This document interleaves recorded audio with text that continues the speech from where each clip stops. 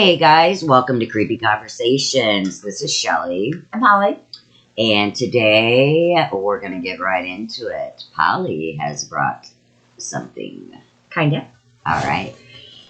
Okay, so I was looking up, my morbid self was looking up the difference between a mortician or an undertaker or a funeral director. What is the difference? I'll tell you. All right. I looked it up and it was on, hold on,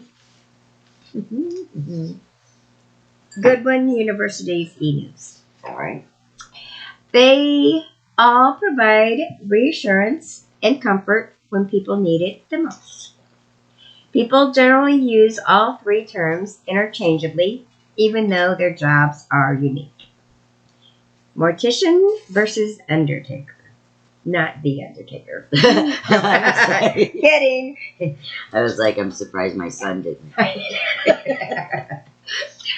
How do I know about the Undertaker? Just kidding.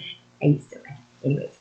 The term Undertaker is one of, if not the oldest, word relating to the disposition of the dead.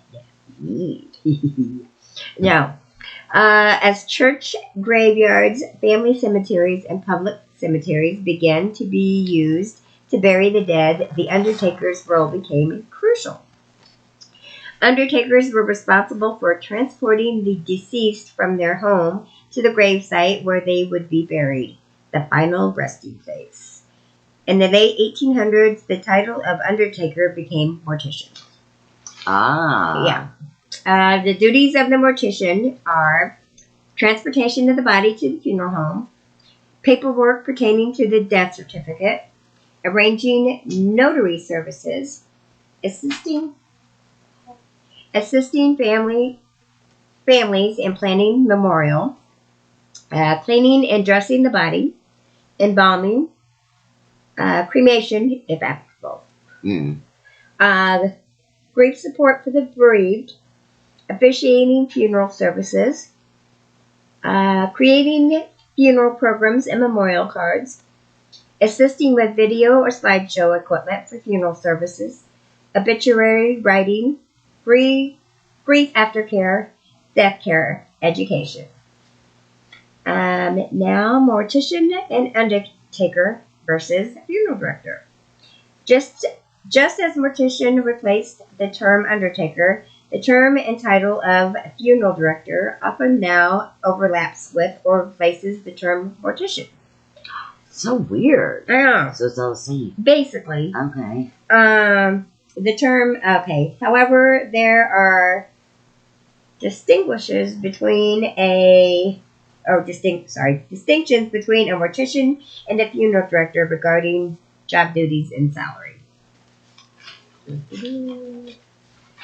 Funeral directors are the uppermost managers or coordinators in the funeral home.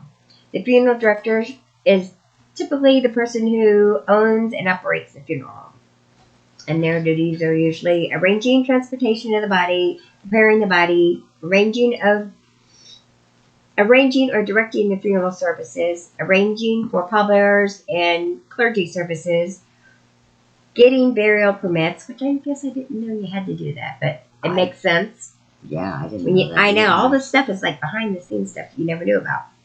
Arranging military funerals or military funeral honors for veterans, scheduling the opening and closing of a grave with a representative of the cemetery. Oh, wow. I didn't know you had to do that.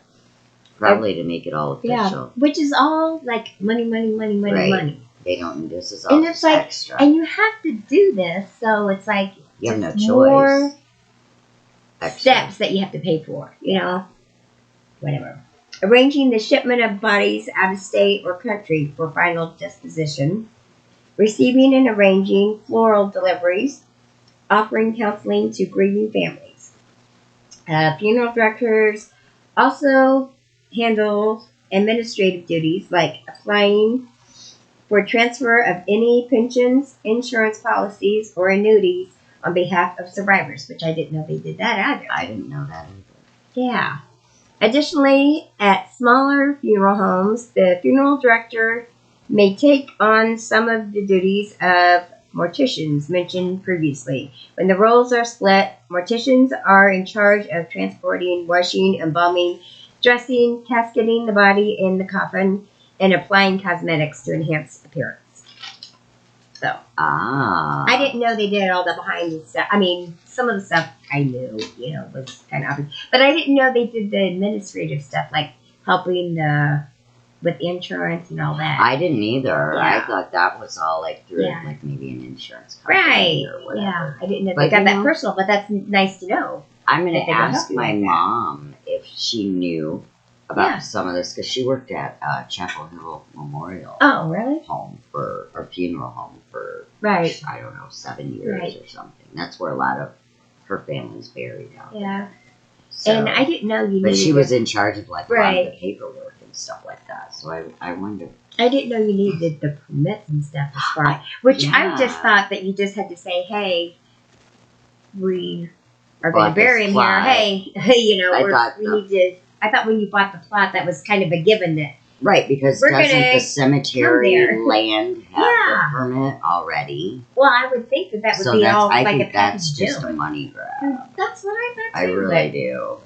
But that's what I found out about that. That's crazy. Yeah. And that's so weird that there's really not much of a difference between the three titles, except for maybe salary and prestige. Yeah. You know what I mean? Right. So I wonder if that's like the same as like a pastor and like a father and a reverend and I forget what the other one's called, but you know what I mean. They're basically the same thing. Well, I know, like you mean like a pastor and reverend, like would be the same, right? But like father would be Catholic.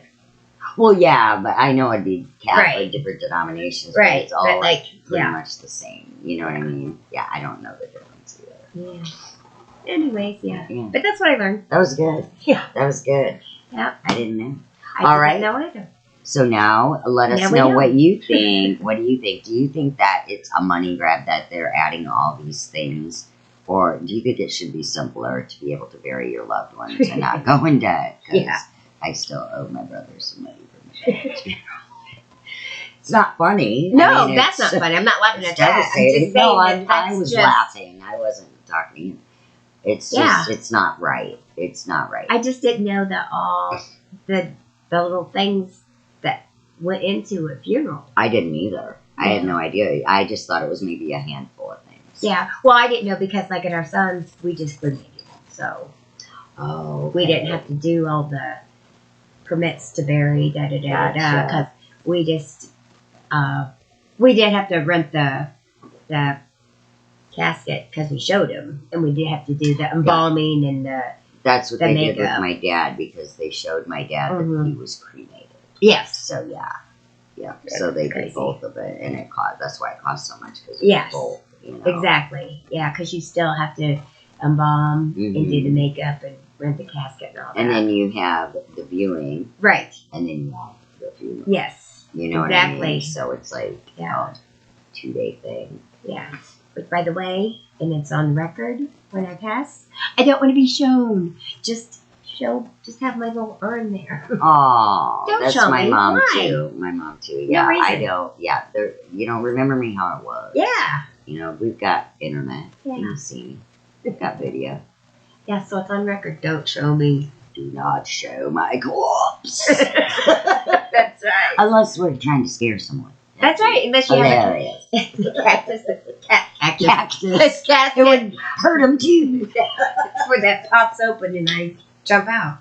Right, so we're like murdering corpses. It spring loads me, so I pop out. Pop out and be like, hi.